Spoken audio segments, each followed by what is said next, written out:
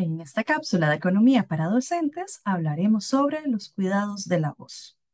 Cuidar nuestro principal instrumento de trabajo.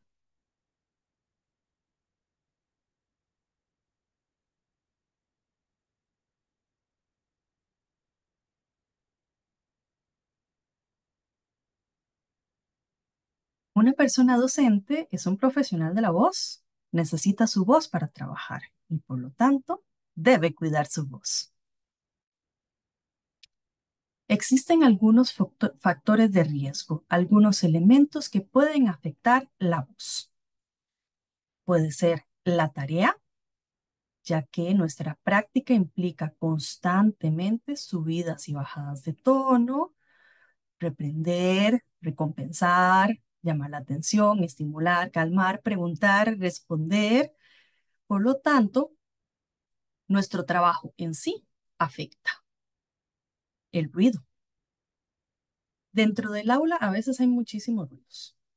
O bien puede venir de afuera, de la calle, de personas que estén trabajando alrededor, las construcciones. Es difícil tener aislamiento acústico dentro de los centros de trabajo. Además, dentro del mismo aula puede haber ruido ocasionado por el mismo estudiantado, por la manera en cómo se comporta o su involucramiento en las actividades. Cuando hay un nivel de ruido elevado, tenemos que forzar nuestra voz para mantener la comunicación o bien para imponer autoridad, aunque debemos buscar otras maneras de hacerlo. El polvo. El polvo, como viene del exterior, es algo que no podemos controlar, pero resulta molesto y puede irritar nuestra garganta. La cantidad de estudiantes. Esto influye directamente en el ruido de la clase, así como la posibilidad de tener que hablar más para que las personas más alejadas escuchen o para incentivar la participación de todas las personas dentro del aula. La acústica. Las aulas, dependiendo de su dimensión o de la manera como están construidas, afectan la forma en cómo se transmite el sonido. Por lo tanto, no siempre podemos controlar y a veces tenemos que esforzarnos para que la voz llegue de mejor manera. La ventilación. Esto porque no siempre tenemos acceso a ventanas abiertas. A veces el aire se encuentra viciado y esto puede influir directamente sobre la fonación. El horario de las clases. Si son a primera hora de la mañana o después de almuerzo, hay un mayor riesgo para nuestra voz. Primero, porque a primera hora de la mañana las cuerdas todavía están frías y después de comer, porque tenemos activa la digestión. Así que son dos elementos que pueden afectar nuestro sistema y nuestra voz.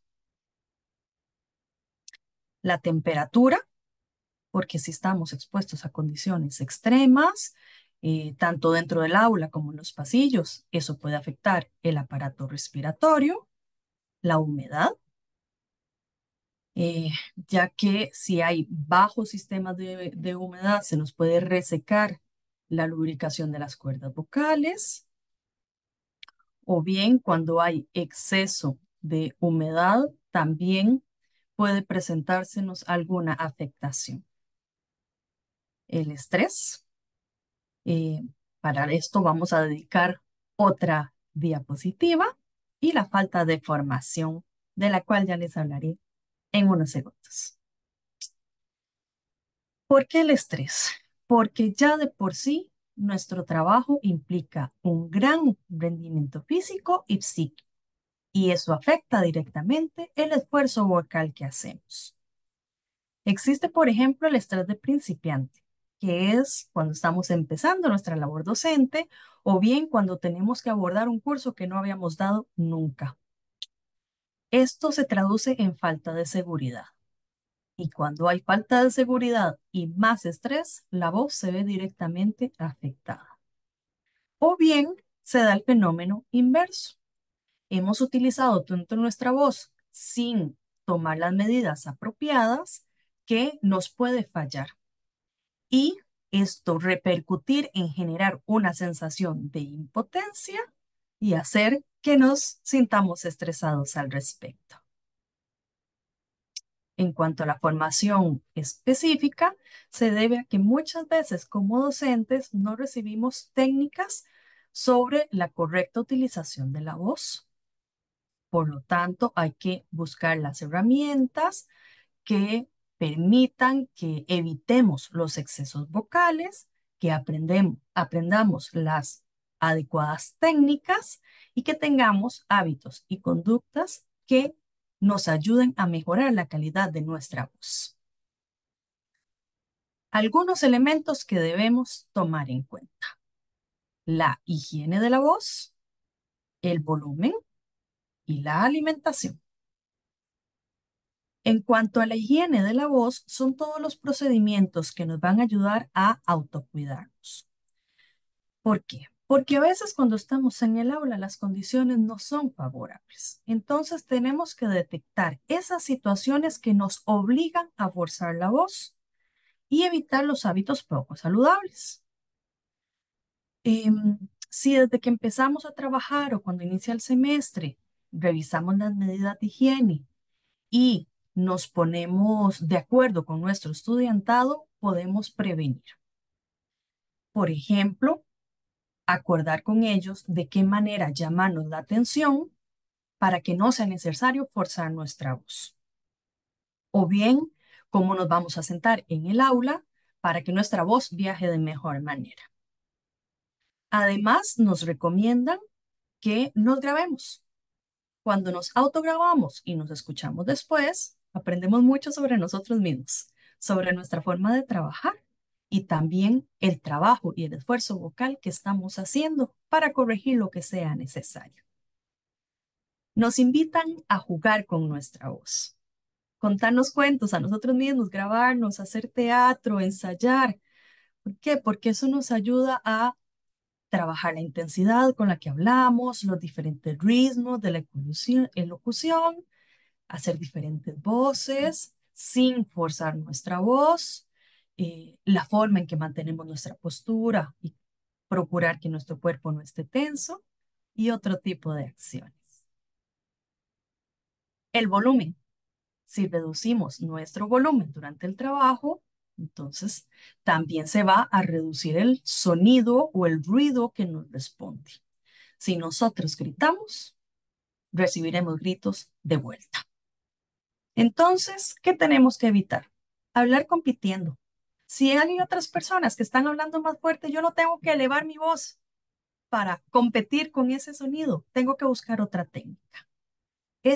Nuestra voz no es el único recurso para llamar la atención en el aula.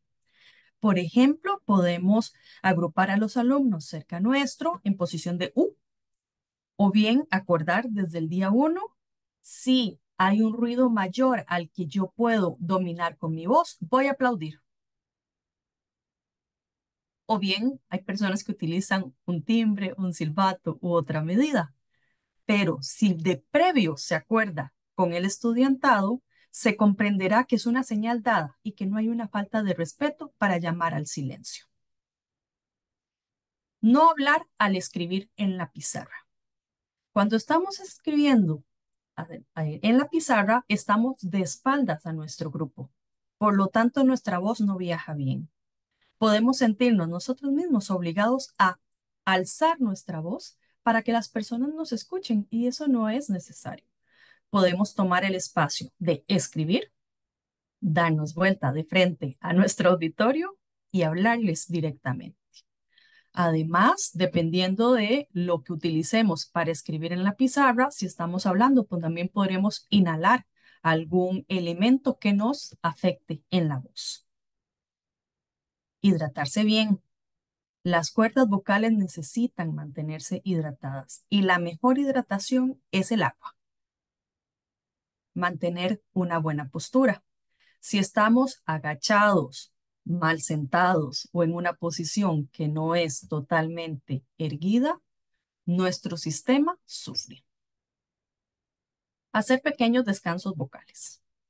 Si la clase nos lo permite, hablemos un espacio y luego permitamos que otras personas hablen. O bien, después de dedicar varios minutos a hablar, ejerzamos una actividad diferente como estudio independiente o actividades individuales o grupales en los estudiantes para que no seamos nosotros quienes tengamos que hablar todas las horas de clase. Si nuestro curso es magistral y solo nosotros vamos a hablar, hagamos pausa. Cada cierto tiempo, una pausa de 2 a 3 minutos en las que no hablemos para dejar descansar nuestra garganta. Cuidar la alimentación. En breve les daré más consejos sobre este punto en específico. No derrochar volumen. No necesitamos hablar con la misma intensidad en el aula que en la oficina o en los pasillos. Hablemos al volumen necesario para cada situación y no sobreesforcemos nuestra garganta innecesariamente. Utilizar sistemas de amplificación y de micrófono. Esto es lo ideal. Si no, pues utilizamos alguno de los otros recursos. Pero tendemos, por ejemplo, a que si trabajamos en el auditorio y nos incomoda el micrófono, consultamos a la audiencia. ¿Verdad que me escuchan? No voy a usar micrófono. Y es innecesario. Estamos forzando nuestra garganta cuando hay un recurso técnico que nos puede apoyar. Reposar en caso de infecciones, de faringitis, de amigdalitis. No sobrecargar la programación. A veces en nuestro planeamiento de clase tenemos muchas actividades y cuando vemos que el tiempo no nos va a alcanzar, corremos. Hablamos mucho, muy fuerte, en poco tiempo y nuestra voz sufre. Es mejor tener un planeamiento menos recargado y saber que podremos pausadamente hacer uso de nuestro instrumento. Hablemos ahora de alimentación. 3 cosas son importantes. Para empezar, ¿cómo alimentarnos? Debemos masticar lentamente, ingerir pausadamente, beber moderadamente, evitar las temperaturas extremas y evitar hablar mientras masticamos. Todas estas cosas que tienen que ver con la parte física de cómo ingerimos los alimentos vendrán en beneficio de nuestras cuerdas vocales y de nuestra voz. ¿Cuándo comer? Idealmente deberíamos comer de 1 hora y media a 2 horas antes de la actividad vocal, es decir, de dar la clase. Si no disponemos de ese tiempo, entonces alimentarnos pequeñas cantidades o bien en alimentos de fácil digestión, porque la digestibilidad y la cantidad son propiedades interrelacionadas que van a afectar directamente nuestro aparato. ¿Y qué comer? No hay exactamente elementos o alimentos o bebidas que nos digan que dañan la función vocal en sí. Sin embargo, si son alimentos fácilmente digeribles, ellos van a facilitar al sistema respiratorio. Por lo tanto, lo que nos recomiendan es evitar las gaseosas, evitar las bebidas muy calientes, evitar excesos de grasa, evitar el tabaco, ¿verdad? Que no es exactamente alimentación, pero son cosas que ingerimos.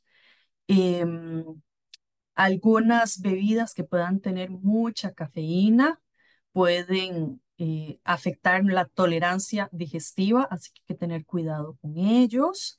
Y nos recomiendan, por el contrario, cosas suaves, que tengan, por ejemplo, canela, albahaca, romero, ese tipo de alimentos que son más frescos para ingerirlos antes de dar clase y evitar lo que podría irritar la mucosa que recubre las cuerdas vocales. Por ejemplo, chiles, algunas pimientas, condimentos muy fuertes. Aquí tenemos entonces algunas recomendaciones y consejos útiles. Por ejemplo, limitar la cantidad de tiempo que hablamos. Hablemos lo necesario para ejercer bien nuestra función pero permitamos que otras personas hablen igualmente, lo cual de todas formas va a ser más enriquecedor nuestro curso. Evitar gritos y onomatopeyas.